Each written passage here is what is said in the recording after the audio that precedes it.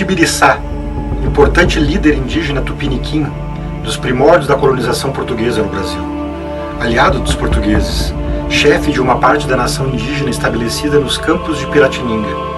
Destacou-se nos eventos relacionados à fundação da atual cidade de São Paulo em 1554. Convertido e batizado pelos jesuítas José de Anchieta e Leonardo Nunes, recebendo o nome de seu batismo cristão de Martim Afonso Tibiriçá. No programa Tubino Entrevista de hoje, resgatamos a história desse herói brasileiro quase esquecido.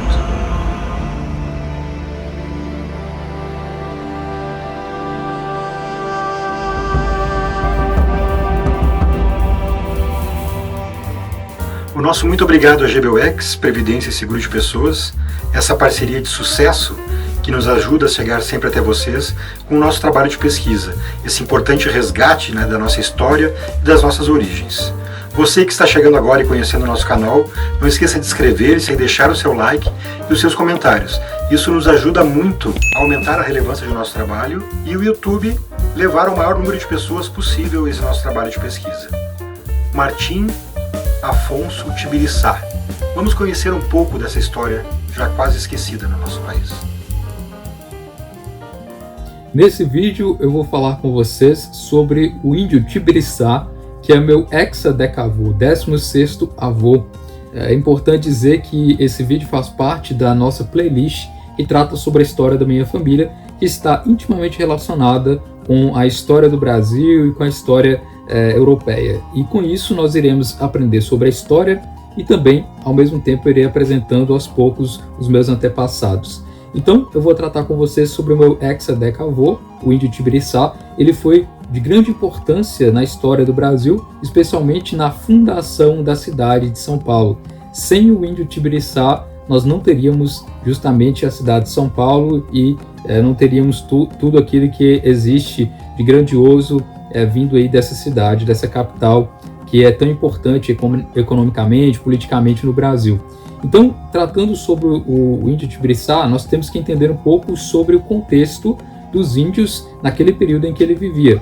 Eu já mencionei com vocês sobre a vinda dos meus antepassados portugueses, eles vieram junto com Martim Afonso de Souza na sua expedição em 1532, mas antes disso nós já tínhamos o índio Tibiriçá e a sua família que vivia nessa região de São Paulo, E a vida como índio pré-colonial, ou seja, antes da colonização, era a vida disputada, sempre visando a sobrevivência, Era a sobrevivência diante da própria natureza, com todos os problemas que a natureza pode trazer para quem está ali vivendo sem condições de sobreviver. No caso aqui, o próprio índio ele tinha que saber se adaptar diante dos vários riscos da natureza, seja com animais ferozes, seja com doenças, enfim, tudo que a natureza oferece de risco à vida humana, os índios tinham que saber lidar com isso.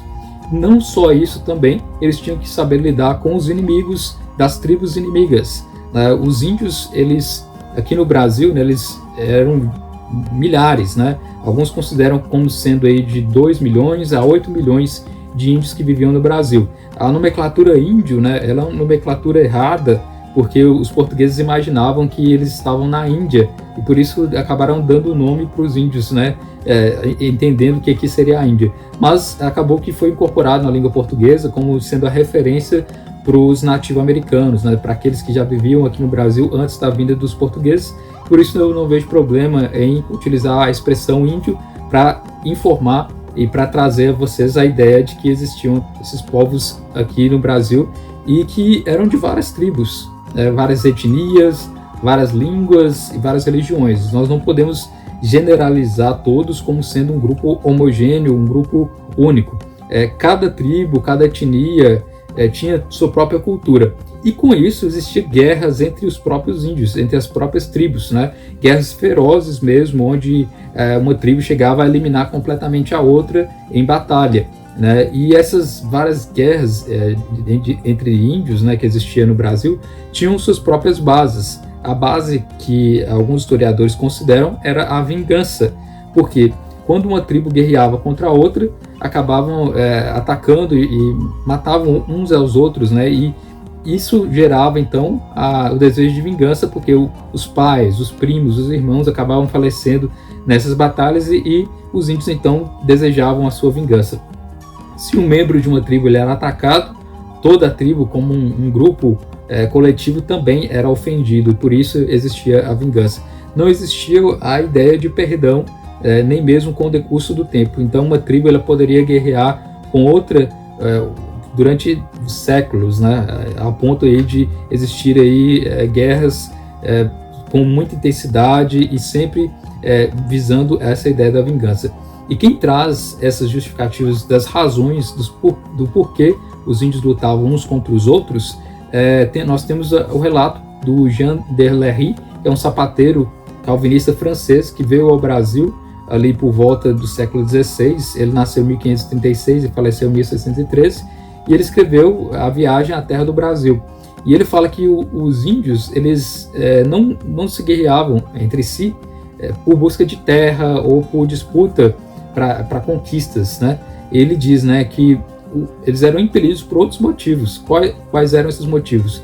O de vingar pais e amigos presos e comidos no passado. Então, a ideia da vingança é que prevalecia entre os próprios índios nessas batalhas, né? E também o desejo de batalha, né? A emoção de ser vitorioso, né? A demonstração de bravura. Então, era uma concepção própria que os índios tinham naquele momento. O próprio São José de Anchieta, em suas cartas, ele também menciona, né? Eles não queriam os índios subir aos céus, e a principal razão que os moveu a quererem a paz, mas o desejo grande que tem de guerrear com seus inimigos tupis. Então existia essa ideia, tanto da ideia da vingança, de vingar os seus antepassados que haviam lutado, quanto o desejo apenas de ter aí a vitória, de guerrear mesmo, né? Aquele espírito guerreiro entre os índios. E por que eu estou falando tudo isso? Justamente pelo fato de que esse era o contexto em que o índio Tibiriçá vivia. Ele era um índio e guerreiro e líder da sua aldeia, líder da sua tribo. Então por isso existia entre os próprios índios uma vontade de se melhorar tecnicamente, né, tecnologicamente, para poder vencer os seus inimigos. Então é bom saber todo esse contexto anterior. Na região onde o índio Tibiriçá vivia era nos chamados campos de Piratininga, e existia ali vários grupos também, né, várias tribos. Existia várias tribos com vários nomes, né, Tupiniquim, Tupinambá, Tobajara, Tamoio, Tememinó, e várias tribos próprias com suas culturas determinadas naquela região e guerreavam entre si. O índio Tibiriçá, alguns colocam ele como sendo aí do grupo dos Guaianá, né, que faz parte do tronco dos G. Mas enfim, há toda uma controvérsia para saber qual é a origem do Tibiriçá em termos dos grupos indígenas, mas basta dizer que existiam vários grupos e existiam conflitos entre eles.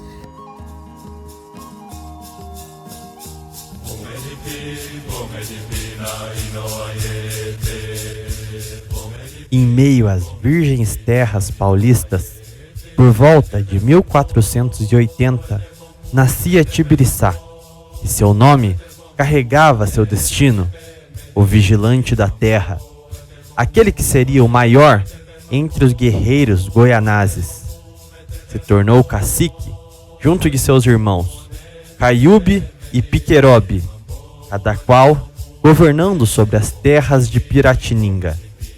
Caiúbe era o cacique dos goianazes na região sul, entre Guarapiranga e Jurubatuba, atual Santo Amaro.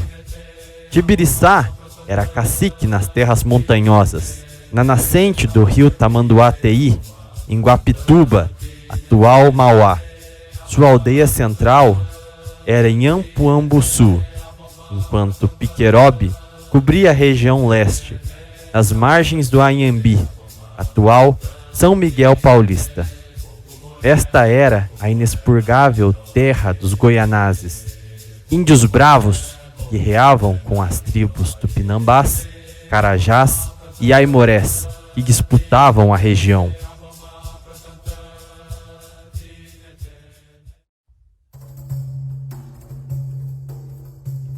Em 1510, uma nau naufragou na Ilha dos Porcos.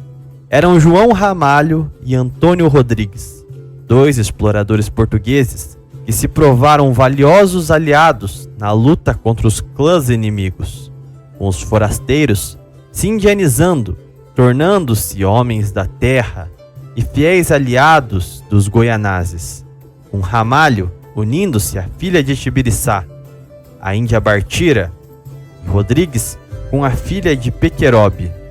Em 1532, João Ramalho e Tibiriçá recebem o nobre Martim Afonso, que o apresenta à Serra Paulista, a qual o fidalgo acreditava possuir pedras preciosas.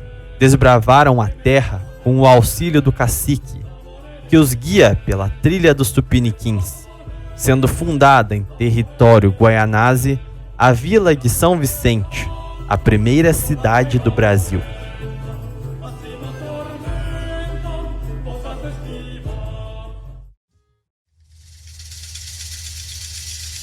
Tibiriçá e Caiúbe aprofundaram as alianças com os portugueses, enquanto Pequerobe se afastava e via com hostilidade a povoação do território, tendo participado até mesmo de assaltos e pilhagens que ocorreram na vila nos anos posteriores. As terras luso-goianazes eram defendidas por Ramalho e Tibiriçá, iniciando sua expansão em 1550, com a fundação de Santo André da Borda do Campo, no Planalto Piratininga, dilatando a povoação ao interior.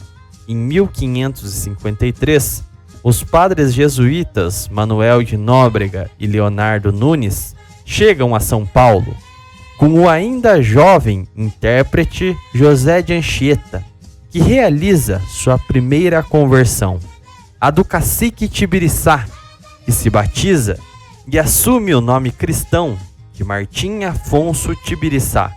Tamanha a impressão que o nobre causara em Tibiriçá em 1532. Se tornou um árduo defensor dos jesuítas, protegendo os padres, adotando a monogamia e os preceitos cristãos, espalhando a boa nova entre suas aldeias, colocando sua fé acima até mesmo dos conflitos entre seu cunhado, João Ramalho, e os padres. Em 1554, era fundado o pátio do colégio, no atual Mosteiro São Bento, entre os rios Tamanduateí e Anhangabaú, dando origem à povoação de São Paulo dos Campos de Piratininga.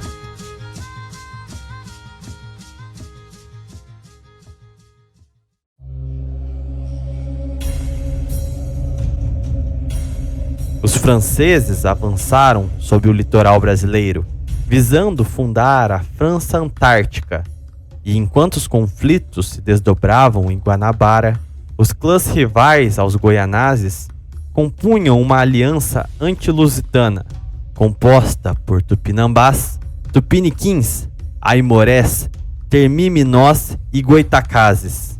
O estopim foi quando o líder Tupinambá, Cairuçu, fora morto em cativeiro por Brás Cubas, gerando a revolta de seu filho, Aimberê, organizando a Confederação dos Tamoios, em Peroígue, atual Ubatuba. O levante dos nativos contou com o apoio dos franceses, que visavam fragilizar o domínio português. Mas sua causa anticolonial aguçava o orgulho nativista, levando até mesmo aldeias goianazes a se aliarem à confederação, com o cacique Pequerobe, irmão de Tibiriçá, se irmanando junto aos tamoios.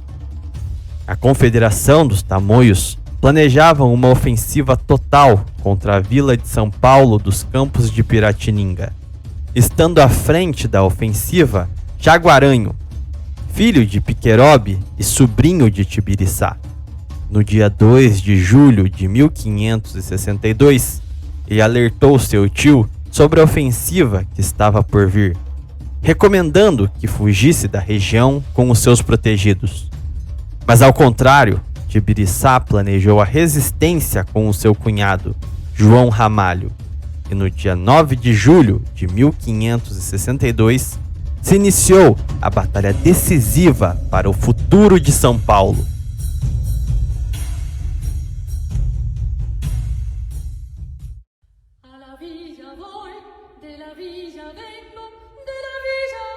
O cacique, já em idade avançada, deu sua maior prova de fidelidade ao espírito luso-brasileiro. Levantou sua bandeira e uma espada colorida, declarando guerra a seu irmão e sobrinho em um dos conflitos mais aterradores do século XVI. Seu sobrinho, Jaguaranho, tentava invadir a igreja, buscando violentar as mulheres índias e mamelucas que se refugiavam junto dos padres em oração. Jaguaranho é morto com uma flechada na barriga, morrendo em frente à igreja, enquanto seu pai, Piquerobe, era derrotado por Tibiriçá, garantindo o triunfo dos mamelucos do Piratininga. A vila, a partir de então, cresceria. As derrotas da Confederação levaram os revoltosos a acordar a paz de Peroígue com os padres e gradualmente foram debelados, garantindo, graças àquela batalha decisiva no cerco de Piratininga, o êxito da povoação do Brasil, sendo prelúdio da raça brasileira. Em 25 de dezembro de 1562, no dia de Nosso Senhor Jesus Cristo, Martim Afonso Tibiriçá, o guerreiro da brasilidade, faleceria devido às complicações de uma peste que assolara o Planalto. O cacique é reconhecido como o pai dos paulistas. Permitiu a fundação da primeira cidade do Brasil em seu território, se converteu à verdadeira fé, fundou a cidade de São Paulo. Sua filha, Partira, é reconhecida como a mãe dos brasileiros, e sua neta, Susana Dias, viria levantar uma fazenda às margens do rio Tietê, que viria a se tornar Santana do Parnaíba, o berço de São Paulo.